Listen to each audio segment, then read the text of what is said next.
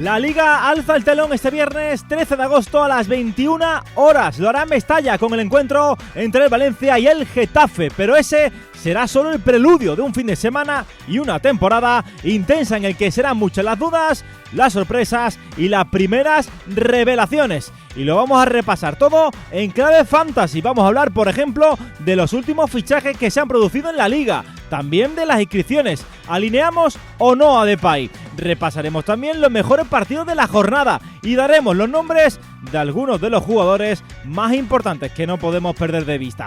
Para todo ello y mucho más, tengo a mi lado a Daniel Núñez y les habla Antonio Miguel García. ¡Arrancamos!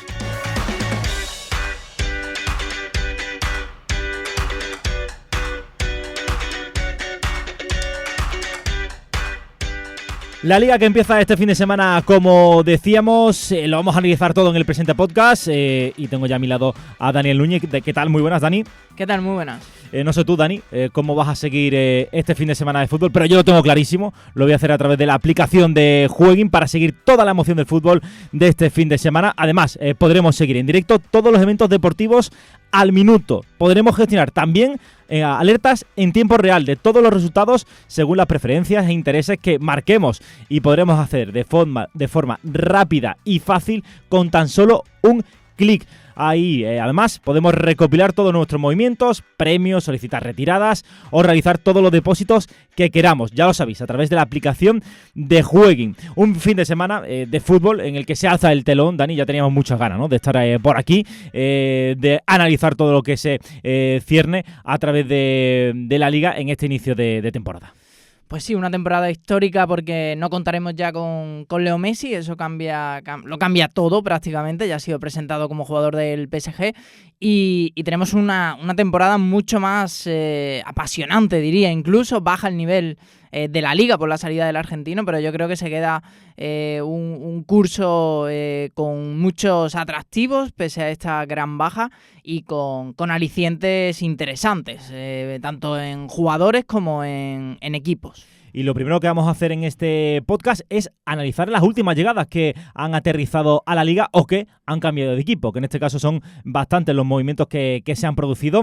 Por ejemplo, en el Cádiz nos vamos hasta la tacita de plata que nosotros podemos disfrutar habitualmente con Chus y Álvaro Jiménez. Dos jugadores que, bueno, van a tener un rol bastante distinto, ¿no?, en el conjunto de Álvaro Cervera. Sí, parece que Víctor Chus en principio lo va a tener complicado porque, bueno, también ha llegado otro jugador en su posición como es Aroyan, que tiene más experiencia, el capitán de Armenia, entrenado por Joaquín Caparrós, y, bueno, tendrá que ir poco a poco, yo creo. Es un proyecto realmente de presente porque llega cedido, así que el Cádiz tiene que aprovecharlo durante esta temporada. En junio de 2022 regresará al Real Madrid. Y en principio parte, yo creo, como último central para ocupar esa posición de Alcalá. Pero como tenemos a Juan Cala en una situación un poco dubitativa y a Aroyan, que todavía no sabemos cómo se va a adaptar a la Liga, pues lo mismo por ahí encuentra su oportunidad. Y luego Álvaro Jiménez, es cierto que llega desde Segunda División, no es el mejor cartel posible, pero sí que parece que puede tener un rol de jugador número 12, que puede acumular bastantes minutos a lo largo de la temporada, pero sí que creo que va a costar verlo como titular. Sí, échenle un ojo a Álvaro Jiménez porque sí, yo creo que tras varias temporadas prometiendo mucho, este puede ser la oportunidad de su carrera y vamos a ver si la aprovechan el Cádiz, ¿no? Con Álvaro Cervera a los mandos, puede ser una buena oportunidad. Desde luego, trabajo no le va a faltar al bueno de Álvaro. Nos vamos hasta Vallecas. La verdad es que el Rayo Vallecano es uno de los equipos que más se tiene que reforzar de cara al inicio de temporada. Decía Iraola que quedaban entre 8 y 9 fichajes. De momento han llegado 2 de una atacada, como son Martín Berkelans y Kevin Rodríguez, los dos de la Real Sociedad, y 2 jugadores que aspiran a ser titulares e importantes. Sí, a mí me deja un poco más de dudas Kevin Rodríguez, porque el año pasado en el Eibar la verdad es que no terminó de demostrar lo que yo creo que sí vimos en el Leganés, un equipo de un perfil más o menos similar que peleaba por la salvación también, y creo que ahí sí que fue bastante importante, tanto en ataque como en defensa. Entonces, por ahí tengo un poco la duda. Además, Fran García tiene la total confianza de Iraola, pero bueno, no debemos descartar que podamos ver a Kevin Rodríguez incluso en una posición un poquito más avanzada, aunque ahí confrontaría directamente con el nuevo fichaje también, con Merkelans, que yo creo que este sí que llega para ser un jugador bastante importante, tiene un valor de mercado ínfimo en los fantasy, así que creo que esta sí que es una de las operaciones obligatorias. Hay que recordar que el jugador cedido por la Real se va a reencontrar con Iraola, que fue el técnico que le sacó un rendimiento brutal en el Mirandés. Es cierto que el salto de categoría es importante, Merkelans viene de prácticamente no jugar en la última temporada, así que yo creo que a corto plazo no es una opción especialmente recomendable, pero yo creo que a medio o largo sí que va a ser un jugador que va a tener muchos minutos y que me parece que puede rendir a muy buen nivel. Además, en el Mirandés prácticamente ejecutaba todas las acciones a balón parado y teniendo el mismo entrenador que ya sabe cómo rinde en ese sentido, yo creo que puede tener galones pese a ser un recién llegado. A mí me parece un jugador a tener muy en cuenta, sobre todo quien tú dices, Martin Merkelans. Tengo muchas esperanzas depositadas en él y desde luego le vamos a echar el ojo en Fantasy porque puede ser importante en este Rayo Vallecano dirigido por Andoni Iraola. Nos vamos ahora hasta Elche porque el conjunto ilicitano ha incorporado, o yo creo que mejor dicho se podría decir reincorporado a dos laterales, a dos defensas, Mojica y Barragán. Yo creo que sobre todo recomendable más el primero, ¿no? Que viene a ser titular en ese puesto de lateral izquierdo. Sí, bueno, yo creo que al final Barragán puede también serlo porque su competencia es el Ibelton Palacios. La verdad es que el año pasado cometió bastantes errores y Barragán, dentro de ser un jugador pues bueno, de 5, ¿no? De aprobado y poquito más a día de hoy, me parece a mí, pues por lo menos no falla, ¿no? De forma grave, y eso creo que le puede dar un poco más de consistencia en el lateral derecho, pero es un jugador veterano y probablemente acabe rotando con el colombiano. Y luego tenemos a Mojica, que su competencia en realidad no es un lateral puro, porque Josema es central y cuando ha actuado como lateral lo ha hecho un poco por las bajas y por necesidad. Este sí que llega para ser titularísimo, además llega vía traspaso, lo que demuestra que el Elche pues confía en él y va a querer que tenga muchos minutos. Además, hay que recordar que el año pasado, cuando se incorporó en invierno, 4 o 5 días después de hacerse oficial su llegada, ya fue titular en ese primer partido con la camiseta del Elche. Y bueno, es un jugador que tiene más vocación ofensiva, que puede rendir un poco mejor, pero tampoco, bueno, dentro del Elche en concreto, que es un equipo que puede recibir bastantes goles y tal, a ver si emula el inicio de temporada del año pasado, que fue bastante bueno, y consigue ofrecer ese buen rendimiento. Pero en principio yo creo que Mojica y Barragán, sobre todo el primero, no pasan de parches dignos y buenos, pero parche. Vale, tomamos nota. Tengo dos nombres más apuntados. Uno es Sandro, delantero que está recién llegado al Getafe, que coincide con Mitchell de su etapa en el Málaga, en el que, bueno, todos recordamos que Sandro hizo una grandísima temporada, pero a partir de ahí hemos dejado de ver a ese Sandro. Mitchell conseguirá ver a la mejor versión de Sandro, esperemos que sea así. Y el último, Abraham, el defensa del Granada. Vamos a ver si rinde. Ya hay rumores de que puede sentar a Germán en la defensa del conjunto nazarí. Sí, además el otro día debutó contra el Málaga, marcó un gol, o sea que ha empezado con buen pie. Y sí, en principio parecía que llegaba para ser el tercer central, pero si ya desde el primer momento empezamos a plantearnos si le va a quitar el puesto a Germán, o me refiero en Granada, ¿no? En la prensa granadina, pues sí que, bueno, pues nos cambia un poquito el escenario. Yo creo que eso hace indicar que llega para ser importante, y además hay que recordar que Germán, aparte de que esta última temporada no ofreció un rendimiento del todo bueno, o no tanto como la pasada campaña, es un jugador veterano y probablemente acuse un poco el tema de las lesiones. Así que esto puede hacer que sea un jugador interesante. Y luego el tema de Sandro, yo creo que es un fichaje un poco para nostálgicos, porque si nos ceñimos al rendimiento del Canario en las últimas temporadas, pues nos deja un poquito fríos, salvo quizás un poco en el Huesca, donde sí que hemos visto un poquito más, pero bueno, yo creo que puede puede rendir a buen nivel. A veces los jugadores necesitan sentirse bien, en confianza, y el hecho de reencontrarse con un entrenador que le dio tan buenas sensaciones, pues oye, si empieza la temporada bien, marca un primer gol en las primeras jornadas, pues ¿por qué no podemos hablar de ese Sandro que superaba la cifra de 10 goles? Me parece que hizo 12 aproximadamente con el Málaga y bueno, el Getafe además este año se ha reforzado bien, tiene una plantilla bastante coqueta y no le van a faltar ocasiones. Ya luego será cuestión de que él acierte.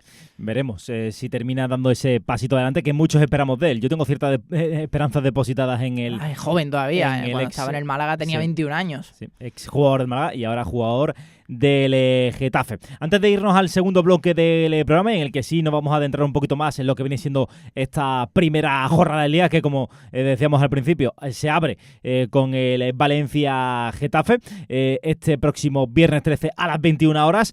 Tenemos que hablar un poquito del tema de las inscripciones, de los inscritos, de los no inscritos, de los problemas que están teniendo los diferentes equipos a la hora de poder inscribir sus fichajes en la liga.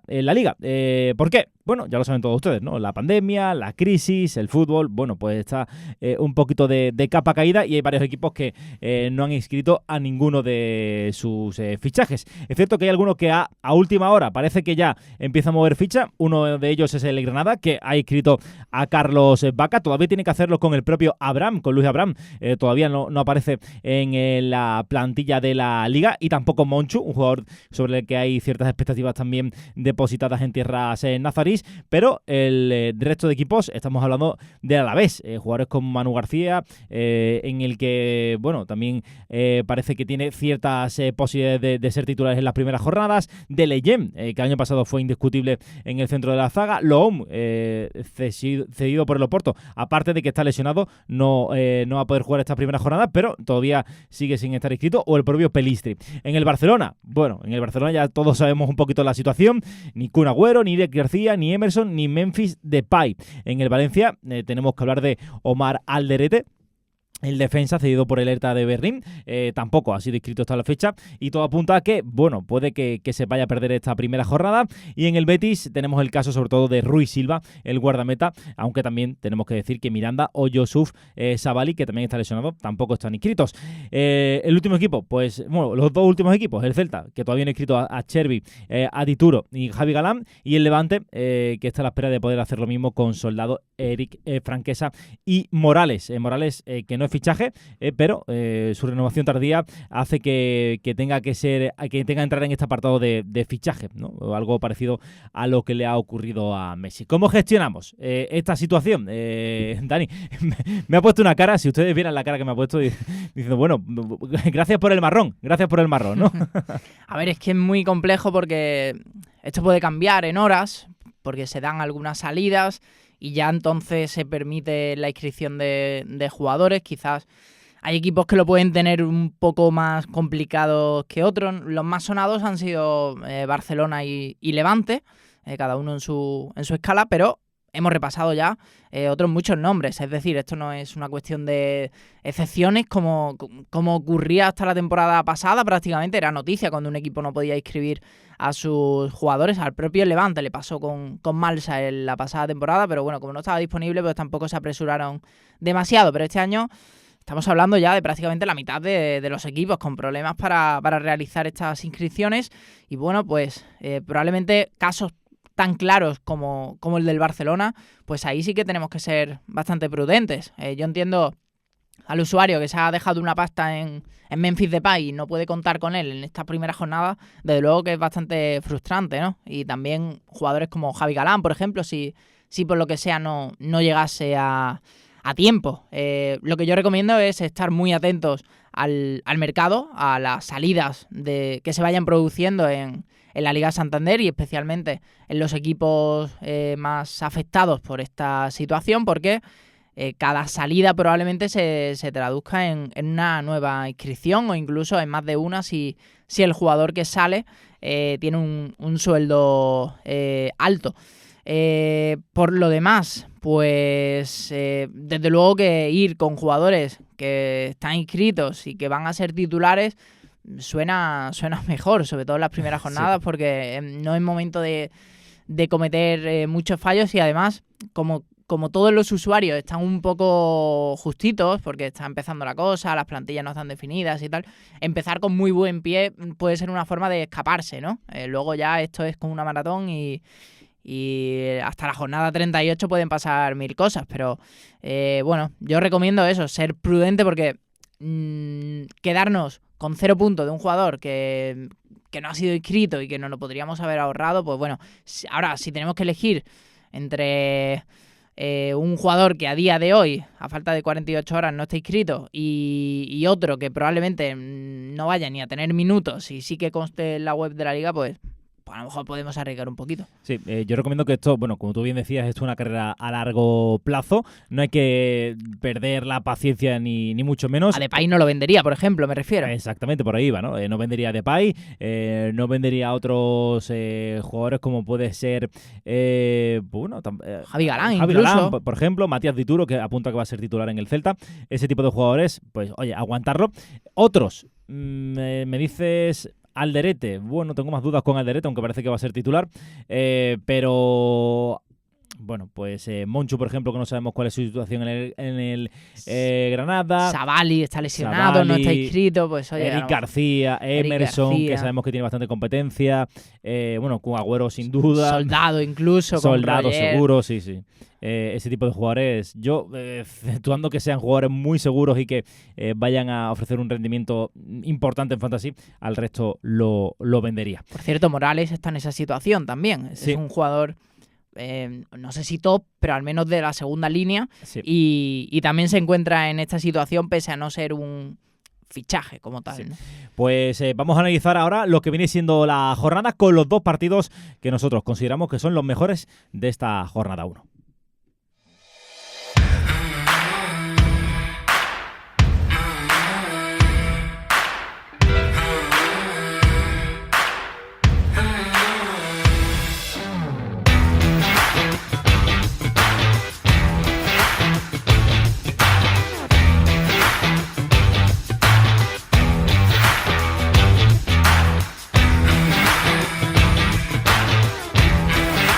Y cuéntame, Dani, ¿cuál es la mejor forma de estar informado acerca de todo del mundo fantasy?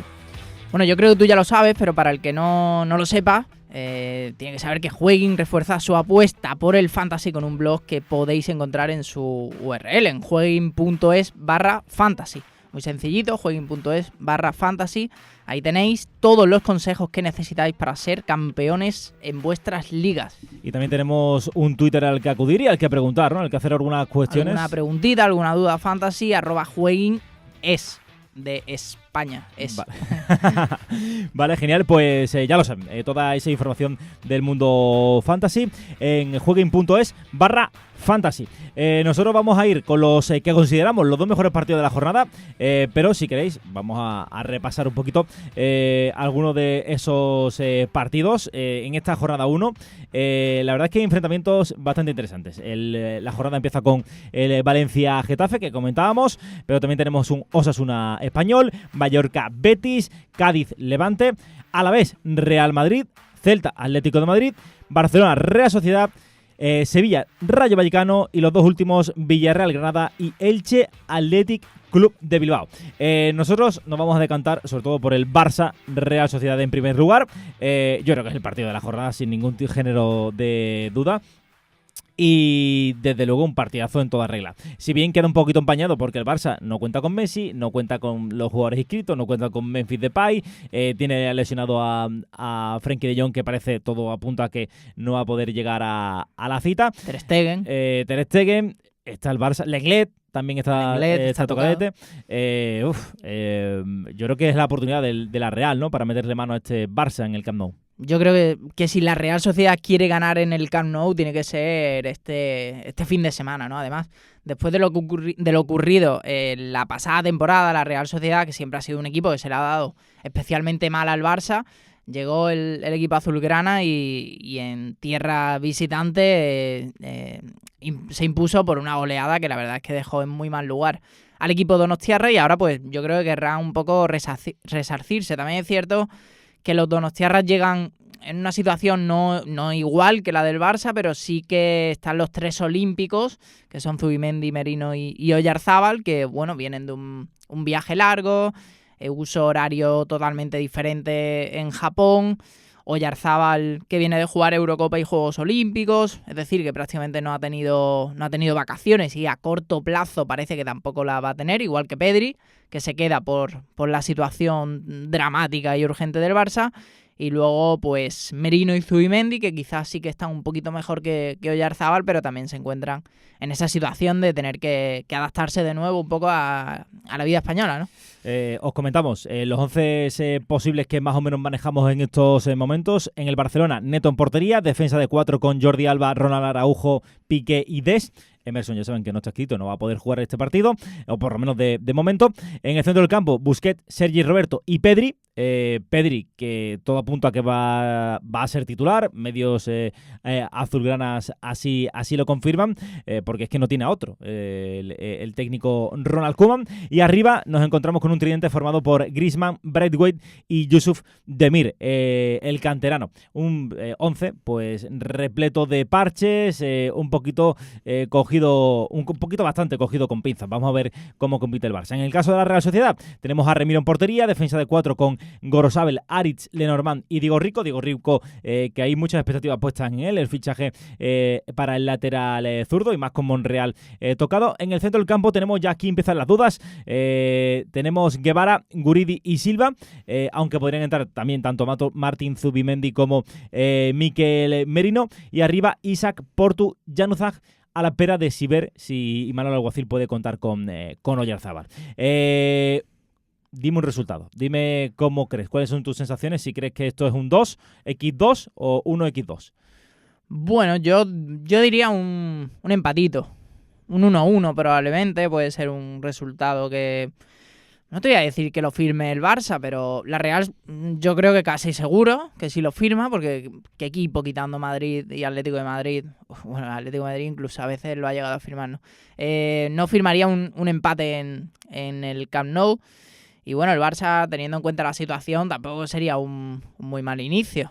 Como llegan ambos equipos, pues tampoco veo tanta diferencia entre un 11 y otro. No, la verdad es que no. La verdad es que obviamente es favorito el Barça, pero... Sí, hombre, el Barça siempre es favorito, y más en el Camp Nou, ¿no? Pero vamos a ver, porque... Con público. Desde luego, es verdad, exactamente. Creo que 30.000 personas, ¿no? Caben ahora en... Parece, creo que era un 40% aproximadamente. Bueno, es que esto, como cambia de comunidades y tal, es sí. bastante complicado de predecir. El otro partido que nosotros consideramos que puede ser de lo mejor de esta primera jornada es el Celta Atlético de Madrid, que se va a disputar en Balaídos. El campeón visita en Vigo al equipo del Chacho Coudet. El Chacho, que también está pendiente de inscribir, como decíamos antes, a algunos jugadores como Matías Dituro o Chervi. Pero en principio, y también Javi Galán, pero en principio no va a mover mucho Coudet, lo que viene siendo su 11, ¿no? Pues parece que no, la verdad. Es cierto que el Celta ha mantenido buena parte de su bloque, prácticamente su bloque. Se ha reforzado con esas posiciones que estaban un poquito más frágiles, podríamos decir. Y bueno, quitando el tema de los jugadores que pueden ser inscritos de aquí al viernes, pues podríamos decir, tenemos esa duda en portería, si Dituro finalmente puede jugar o no. Araujo y Eidú parece que van a ser los centrales. Mayo será fijo en la derecha. Galán, el tema que hemos comentado de la inscripción. Luego en el centro del campo no hay ninguna duda, con Denis, Tapia, Brais Méndez y Nolito por la izquierda. Y luego Santi Mina, Yago Aspas. Es decir, un equipo bastante similar a lo que hemos visto durante la segunda mitad del curso pasado, porque hay que recordar que Coudet no empezó la temporada. Y luego en Atlético de Madrid hay más ausencias. En principio, Luis Suárez, pues bueno, para ser titular no, eso está claro, y veremos si entra en convocatoria, porque no ha tenido ningún minuto en pretemporada, y ya sabemos que al uruguayo le cuesta un poquito coger ritmo, ¿no? Aunque es cierto que en su foto de vacaciones con Messi, que salía sin camiseta porque estaban ahí en Ibiza en el barquito. Estaban mal. Yo lo vi bien, lo vi finito. Bueno, mejor que Neymar seguro, ¿no? Tanto a Suárez como como a Messi. Yo creo que el 11 del Atlético de Madrid, pues teniendo un poquito la duda del sistema que siempre alberga ahí Simeone, pues Oblak en portería. Savic parece que va a volver al 11 con Jiménez y Hermoso. El centro del campo podría tener ahí su oportunidad con Dovia, con Coque, Lemar y Saúl y Carrasco por los costados como carrileros, y arriba Llorente indiscutible, y Correa parece que será su aliado en ataque. Bueno, es un buen equipo el del Atlético de Madrid, pero tiene esa ausencia sobre todo de Suárez. Sí, Suárez, Trippier, jugadores que no han jugado nada esta pretemporada, y a De Paul, que es uno de los grandes fichajes de la Liga. Yo iba a decir del Atlético de Madrid, pero creo que de la Liga en estos momentos. Al menos por coste económico. Es un poco triste. A ver, yo no lo he visto todavía muchos partidos a De Paul, pero bueno, es un poco triste que sea el gran fichaje de la Liga, ¿no? Viendo lo que han hecho en otras ligas. Pero bueno, vamos a ver cómo acaba este final de mercado. Pero sí, parece que el Cholo ha ensayado con Condovia, y a De Paul va a tener que sufrir ese proceso de adaptación que todo fichaje que llega al conjunto colchonero tiene que vivir, ¿no? Quitando Luis Suárez y alguna excepción más, el resto han tenido que pasar por la becaría del amigo Cholo Simeone para... Suárez empezó suplente en su primer partido contra el Granada, pero claro, salió y dio una asistencia y marcó dos goles. Claro. Ahí ya se acabó el rollo para el amigo Simeone. Y ahora vamos a repasar los que para nosotros pueden ser algunos nombres de la jornada bastante interesantes, ¿vale? Yo voy a dar 3, Dani va a dar otros 3, vamos a ir turnándolos, si te parece. Mi primer nombre, clave, que puede ser jugador a seguir, importante esta jornada, para mí es Januzaj. En la Real Sociedad que visita al Barça, como decíamos, en horas bajas, y creo que Januzaj está cuajando una pretemporada bastante buena.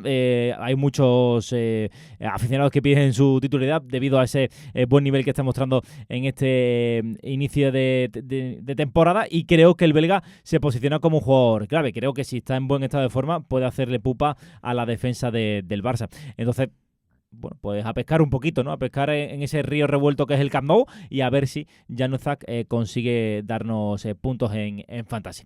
¿Cuál es el tuyo, Dani?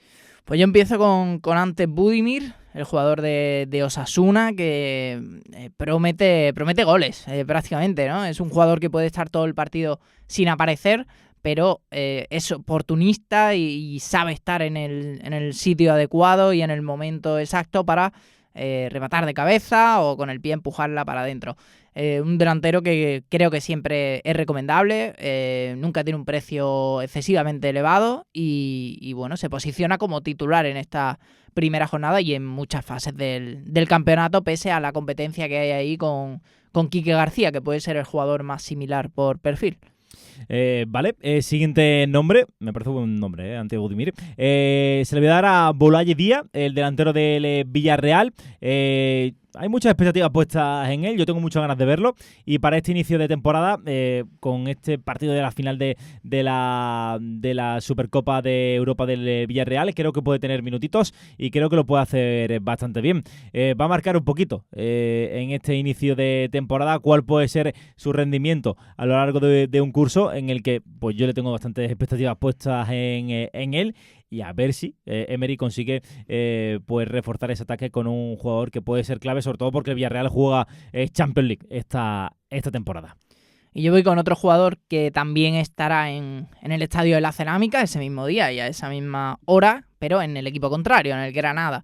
Luis Milla lleva muchos meses sin jugar un partido oficial porque en pretemporada ha sido un habitual y prácticamente ya su lesión queda olvidadísima, y precisamente por eso creo que hay todavía más ganas de verlo de nuevo sobre el césped, porque en la primera vuelta fue una de las sensaciones. Tiene un trato con el balón exquisito, además marcó 1 o 2 goles si no recuerdo mal, y creo que es un jugador que está llamado a liderar el centro del campo del Granada, porque Montori con Alons están lesionados semana sí, semana también. Ha llegado Monchu, que bueno, tendrá que ir poquito a poco, y yo creo que Milla es el jugador fijo del Granada. Además se puede aprovechar del desgaste del Villarreal por ese exigente partido contra el Chelsea. Vale, pues yo voy a dar ya mi último nombre y es Kondogbia. Hablábamos antes del Celta Atlético y creo que el centrocampista centroafricano puede ofrecer un gran rendimiento. He leído cosas interesantes acerca de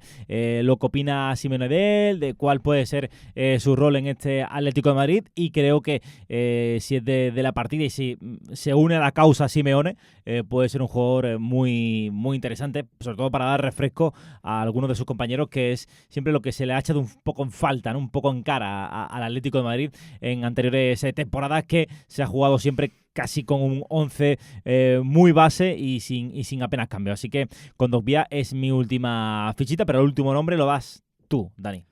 Mi último fichaje en Fantasy, Kondogbia, por su valor de mercado prácticamente. Es, creo, una buena apuesta. Creo que me ha salido bien. Desde luego.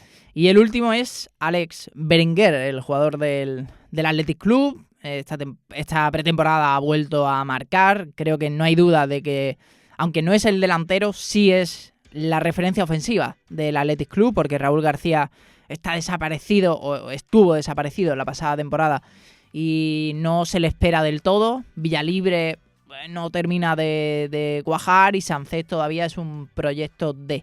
Así que Berenguer creo yo que es el gran fichaje del Athletic Club y el jugador más recomendable, y además contra el Elche puede rendir muy bien. Pues con esos 6 jugadores nos quedamos. Nosotros hemos llegado hasta aquí. Muchísimas gracias a todos y esperamos que os vaya lo mejor posible en esta primera jornada de Liga, en la que se alza el telón al fin tras varios meses sin fútbol, sin el fútbol que nos gusta, que es el de la Liga. Muchísimas gracias y un abrazo. Hasta luego. Adiós, chao. Adiós.